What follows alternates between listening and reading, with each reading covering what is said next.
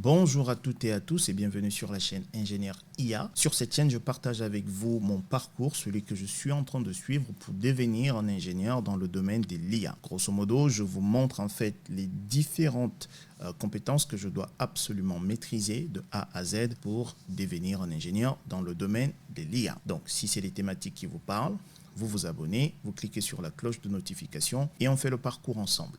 Dans cette vidéo, nous allons poursuivre notre discussion sur la statistique en explorant les types de données. Comprendre les différents types de données est essentiel pour tout data scientist car cela influence directement les analyses qu'on effectuera et les modèles qu'on créera. Donc, dans cette vidéo, ce que nous allons voir, c'est simplement comprendre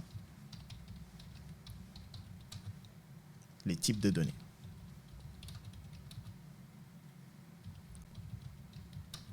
En statistique.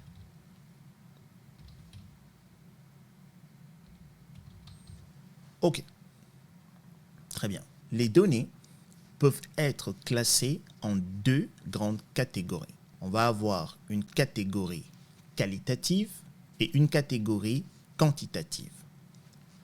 Donc, du coup, ce qu'on va faire, c'est ici,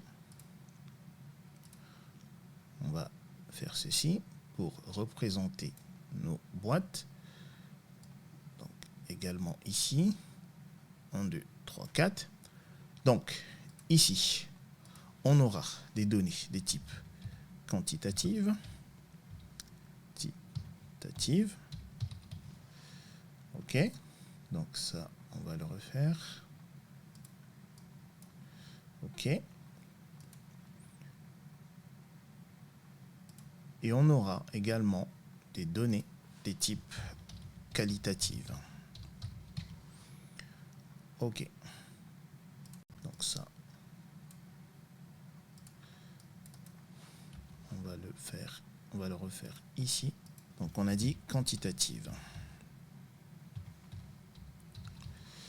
Ok, très bien.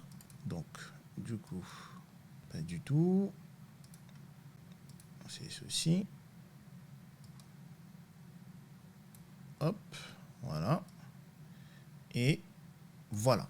Très bien. Donc, nous allons regarder d'abord qu'est-ce que c'est que une donnée quantitative. Les données quantitatives sont numériques. Elles sont utilisées pour quantifier les choses et permettre des opérations mathématiques. Donc, on va avoir deux types de données quantitatives, à savoir des données continues et des données discrètes. Donc, ici, on va avoir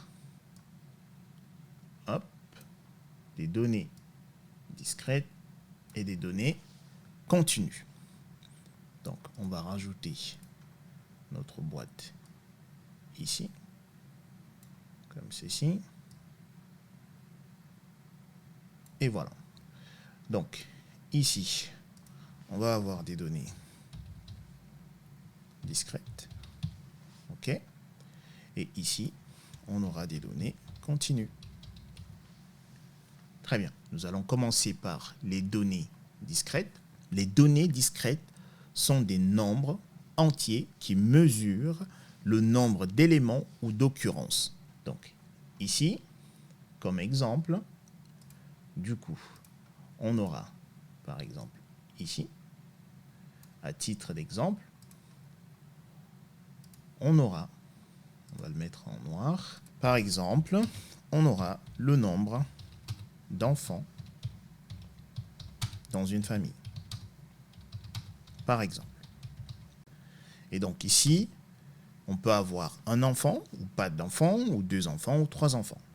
Autre exemple, le nombre de comptes bancaires, par exemple. Donc, on peut avoir un compte, pas de compte, deux comptes, trois comptes, etc. Très bien. Maintenant, voyons voir les données continues. Les données de type continu peuvent prendre n'importe quelle valeur numérique, y compris des valeurs décimales. Donc, ici, comme exemple, on aura, par exemple, on va le faire ici. Donc, ici, on aura, par exemple, un 1, le poids, ok, le poids d'une personne, d'accord. Le poids peut être exprimé avec des décimales pour une précision accrue. En 2, par exemple, on peut avoir les températures, ok. Ici, on peut avoir des températures négatives, mais également des températures positives. Très bien. Voici 2 exemples de données de type continu. Maintenant, voyons voir les données de type qualitative. Donc, ici, on aura également 2 types de catégories. Ici, très bien. Et donc, ici, on va le mettre, on va avoir 2 boîtes à nouveau. Donc ça c'est la première boîte. Et voilà la deuxième boîte. Ok. Ce qu'il faut comprendre, c'est que les données qualitatives, vous pouvez également les appeler les données catégorielles. En fait, ces données décrivent des attributs ou des qualités. Donc, comme je vous le disais, il y en a 2 types. On va avoir le type nominal, ok, et on aura le type ordinal, comme ceci. Très bien. Commençons par le type nominal. Les données de type nominal n'ont pas d'ordre implicite entre les catégories. Par exemple, ici, par exemple, qu'est-ce qu'on peut avoir? Pardon. Par exemple, ici, on peut avoir le genre. D'accord? Donc, le genre, ici, on va avoir homme ou femme. OK? Autre exemple qu'on peut avoir ici, c'est par exemple le groupe sanguin. D'accord? Donc, on peut peut-être avoir le groupe A, le groupe B, le groupe AB, le groupe O, par exemple.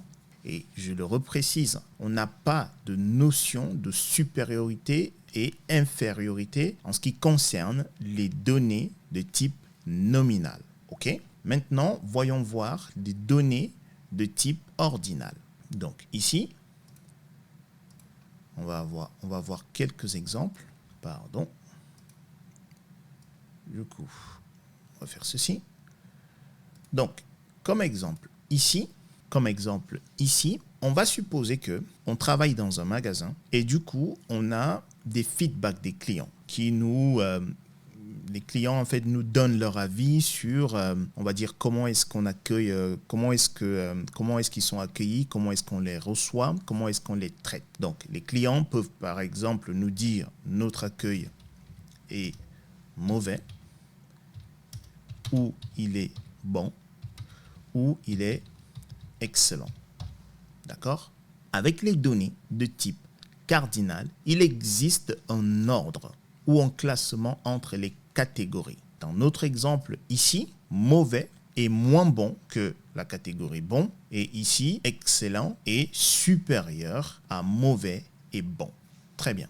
Comprendre la nature des données avec lesquelles on travaille est crucial pour plusieurs raisons. Premièrement, cela nous permet de savoir comment traiter et nettoyer nos données. Deuxièmement, certaines statistiques ne peuvent être appliquées que sur certains types de données. Troisièmement, choisir le bon modèle statistique ou de machine learning dépend du type de données. Vous l'aurez compris, que vous débutiez en data science ou que vous soyez un analyste chevronné, une compréhension solide des différents types de données est indispensable pour tirer le meilleur parti de nos données. Voici ce que je voulais partager avec vous dans cette vidéo. Je vous donne rendez-vous dans la prochaine vidéo. Si vous avez des questions, comme d'habitude dans la section commentaires, vous me posez des questions et je répondrai. Portez-vous bien, je vous dis à bientôt.